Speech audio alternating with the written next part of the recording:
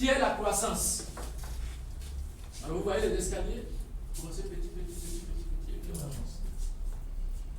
Après le lancement, c'est-à-dire le démarrage des activités de l'entreprise, l'entrepreneur devra assurer la progression du volume des ventes d'une année à l'autre.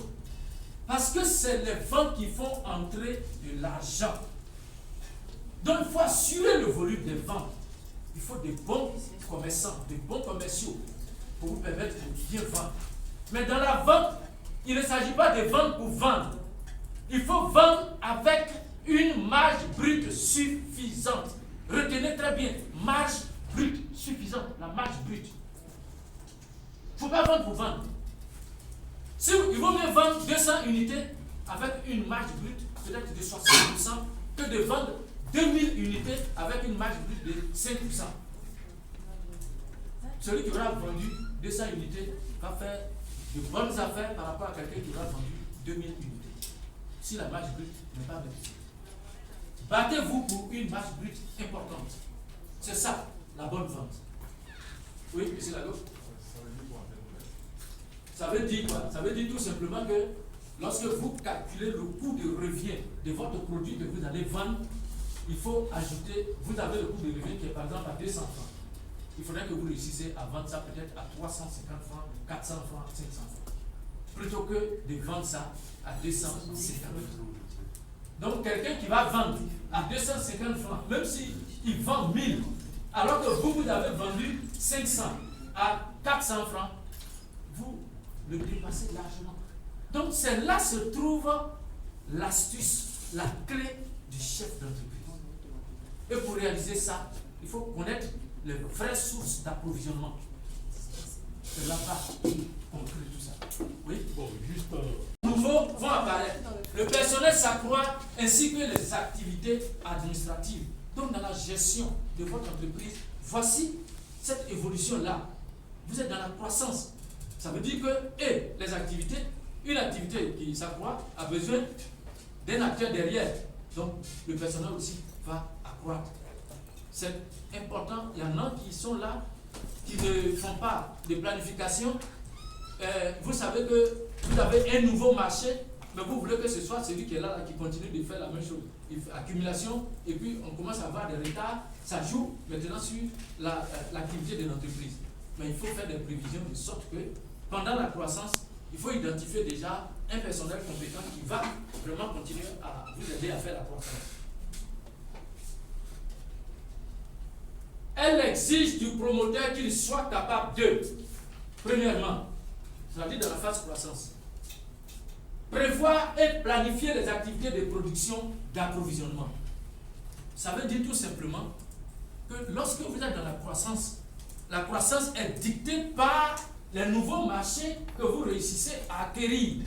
Donc si vous avez des nouveaux marchés, ça veut dire que vous devez faire en sorte d'avoir une bonne planification de vos activités de production et d'approvisionnement pour ne pas qu'il y ait des retards auprès de vos clients. Oui? Pour ajouter, c'est que quand il y a un nouveau marché, il faut de nouveaux moyens de production. Oui. Pour pouvoir contrôler le marché. Tout à fait. Tout à fait. C'est pour ça qu'on dit prévoir et planifier les activités de production. Planifier une activité de production, si ça a besoin d'une machine supplémentaire, il faut le faire. Si c'est un ordinateur, oui, ça on a. Je veux savoir, tant que votre entreprise produit des vêtements, quand vous avez une demande qui est peut-être multiple, que vous ne pouvez pas satisfaire, qu'est-ce que vous faites? Vous vous rapprochez d'une entreprise qui fonctionne tel que vous, comme vous, bien, qu'est-ce que vous faites? Oui, je fais toujours appel à des prestataires. À des professionnels aussi comme vous. Oui. Je suis vraiment en relation avec la chose parce qu'il y a certains marchés, je ne leur donne pas. Je ne peux pas me permettre ça. Mais quand j'ai vraiment des marchés choses, je dégage certains marchés qui ne sont pas assez choses où il n'y a pas de risque. Tout en ayant des regards sur ce qu'ils font.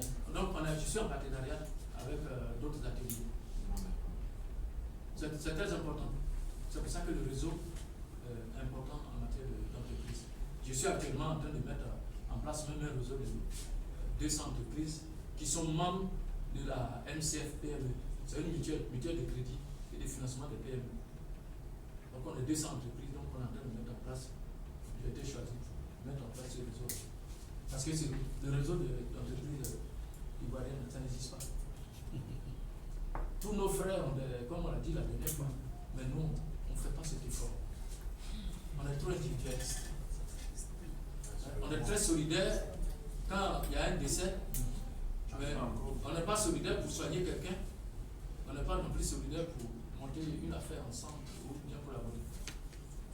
On a toujours pensé que partager le peu qu'on a, quand vous avez 10 000, si vous mettez ensemble pour un marché, pour avoir 10 000, ce marché-là, vous allez le réaliser peut-être sur 2 jours. Mais quand vous êtes seul, vous allez le réaliser sur une semaine. Quelle est la meilleure manière d'avoir l'argent? C'est gagner vite. Mais faites ensemble, en 2 jours, vous partagez les 10 000, vous continuez à chercher d'autres marchés. Plutôt que de rester là pendant une semaine à cogiter sur un marché parce que vous voulez être seul. C'est pas ça l'entreprise. Faire de l'entreprise, l'individualisme, ça ne paye pas. Parce que déjà, vous êtes là. Quand vous êtes là, il y a un client à gauche, il y a un fournisseur à droite, le banquier est derrière vous, ainsi de suite. Donc vous êtes déjà au milieu, dans un réseau où vous n'êtes pas lié en tant que tel. Vous jouez le jeu de la toupie. Donc il faut faire un effort pour être dans un réseau. Et c'est ça que nous n'avons pas encore compris. Très bientôt.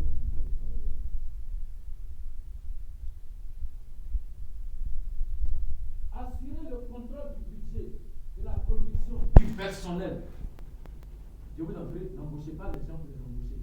Ce n'est pas pour les beaux yeux qu'on embauche quelqu'un. C'est pour son travail. Donc il faut assurer le contrôle du travail qui est fait par le personnel. Mais quelle est la meilleure manière de contrôler? C'est quand, en mettant la personne à son poste, il faut qu'il y ait une fiche de poste. Une fiche de poste. Ne nommez pas quelqu'un, ne mettez pas quelqu'un à un poste, et puis il est libre de faire ce qu'il a envie de faire. On ne fait pas ça dans une entreprise. Dans une entreprise, c'est sur la base de la fiche de poste, et c'est la fiche de poste qui constitue le cahier de charges qu'on met à disposition. Donc, avant d'embaucher, vous regardez, est-ce que ce métier, je peux trouver quelqu'un? Quand vous faites les entretiens, c'est sur la base des rubriques de ce poste-là. Mais quand vous avez pris juste pour la relation, la filiation, le beau-père, le beau-frère, la belle-sœur et autres tout, mais c'est pas après vous allez lui demander des comptes. Quand vous allez commencer à lui demander des comptes, si c'est madame, le mari va dire, mais toi tu as quel compte à demander à ma soeur ou bien à mon frère? Parce que le mari va oublier que c'est dans l'entreprise de madame que son frère ou sa soeur travaille. Vice versa. Mais ça a tué beaucoup d'entreprises. Et puis ça crée des palabres dans les familles. Donc il vaut mieux éviter ça.